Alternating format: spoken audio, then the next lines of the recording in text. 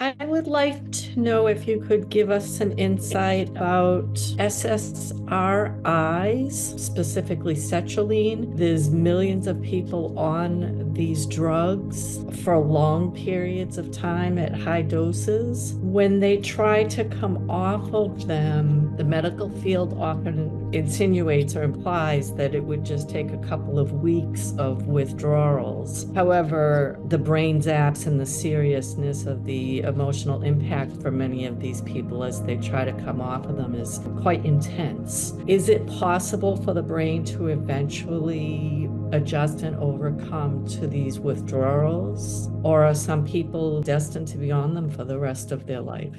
Thank you. We recognize that the syntheticness of this can interact with the biological, creating dependence upon it for the emotional well being of others.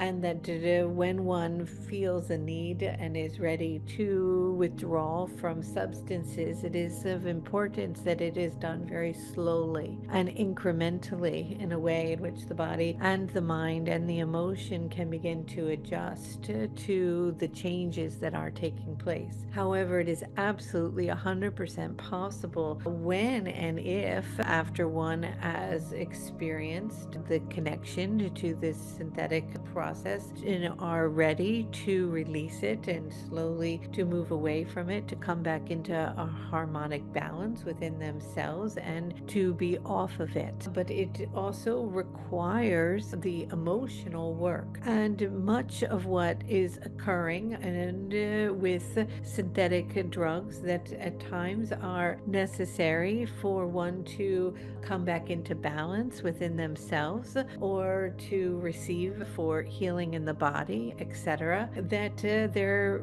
creates a dependence upon it. And the dependence lingers and remains as long as the psyche or the physical element or the emotional element, whether it be of any drug, has not been addressed. So the drug can be used at times as a bridge to give someone perhaps what is needed so that they have the space or the energy to deal with what is needed on an emotional level, so that when that healing takes place, there can be a weaning gently off the drug until they come back into balance. But if the emotional part is not addressed and the work is not done and the healing is not taken seriously on a deeper level, then the withdrawal is not possible because the healing has not occurred. And so the mind will want to return to it in order to feel what it is seeking to feel in a more natural state from the work that is needed on an emotional level. And this is the same whether it is for taking a drug to lose weight, which we have found is very common in many of your cultures and societies at this time, in which one becomes very dependent upon it.